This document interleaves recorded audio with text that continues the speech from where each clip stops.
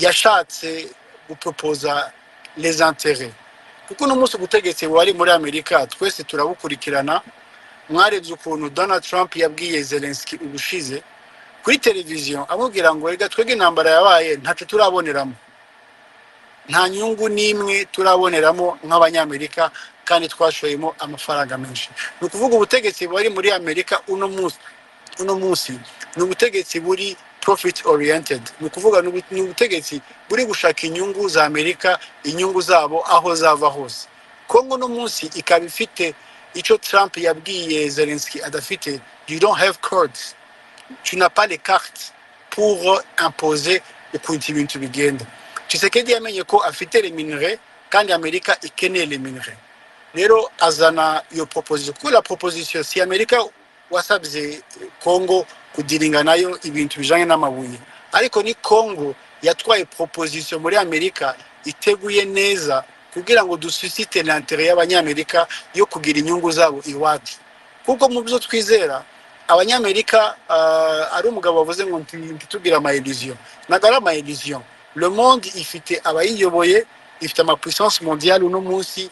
Rero ukeneye gukomera utaragira imbaraga ugomba kumenya alliance ukora izarizo. Rero Tshisekedi yatekereje yuko agomba kwegereza abanyamerika kuko hariho na projet baranshije iya Lobito, corridor de Lobito. Ni projet abanyamerika bafiteho umutima cyane kandi cya muri Kongo. Ni ukuvuga yuko abanyamerika bari gushaka kuzana inyungu zabo muri Kongo. Nibazana inyungu zabo muri Kongo kuko nibo banahaye imbaraga president w'u Rwanda. Nimba uno munsi Kagame yarakomeye nuko abanyamerika bari inyuma yiwe, nuko babanye nawe, nuko bamufashije. Rero pour être plus concret,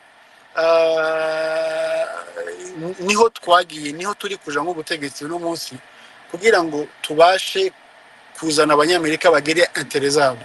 Kubona uno munsi muri Fox News Tshisekedi bamugira interview, uno munsi kubona abantu nk'aba Eric Prince urumva bakora ama interview kubijanye na Kongo, sinzi ko mwamukurikije ubundi yavuze amateka ya Kongo, avuga situation ya Kongo kwimeze.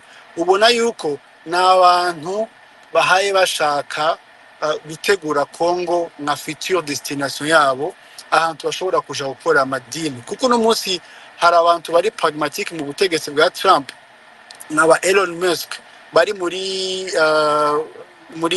ma industrie no muri technologie bakeneye minerais ziri muri Kongo.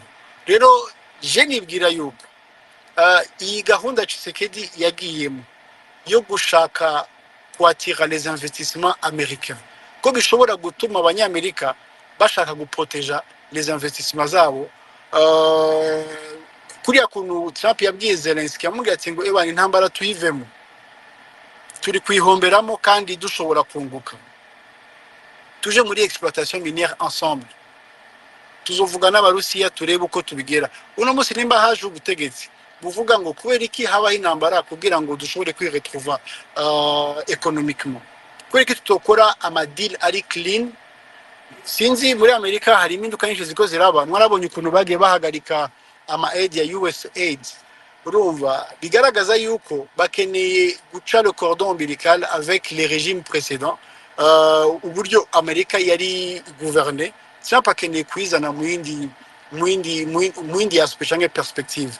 Rero ntitubizi neza ce que ça va donner comme résultat inyuma y'ibi bintu byose, ariko turabona yuko ejo bundi le conseiller wa Trump en matière ya Afrique uriya Bullock yavuze gutya, yavuze ko basabye yuko u Rwanda ruva muri Kongo rukareka gufasha M23. Akantu kantangaje n'akantu yavuze ngo we have many tools. Mu Gifaransa yavuze ngo on a beaucoup de leviers à notre disposition tuzakoresha kugira ngo tubigereho.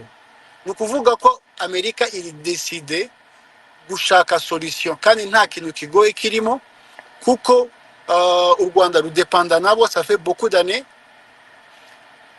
Mu gihe bumvishe ko intérêt zabo zahindutse noneho zagiye Kinshasa, bafite les moyens nécessaires kugira ngo bari abantu babageze kuco bifuza.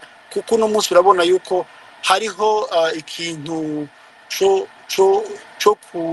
urabona ko le Congo muri iminsi ni débat muri Amerika, muri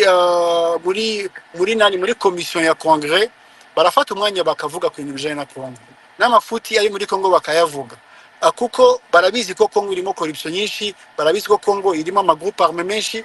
Rero bariko bariga niki twokora kugira ngo environnement urumva izobe nziza par rapport y'ama investissement ariko arakorwa turiko turategura kuja gukora muri ico gihugu.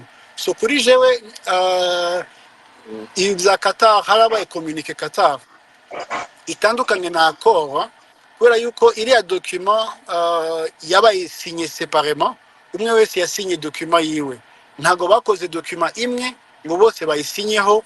Sinzi diplomatiquement ico bisobanuye, ariko bigaragaza yuko hariho méfiance entre les deux groupes, kuko iyo hatabaho méfiance entre les deux groupes hari kuba hariho un accord na ya yindi ya le 23 mars yasinyaga abantu ba CNDP na gouvernement ya Congo iri representé na Raymond Chibanda. Urumva nukuvuga yuko iyo mukoze un accord mukora un seul document abantu babiri bakayisinyaho, ariko ziriya communiqué zabayisinye séparément.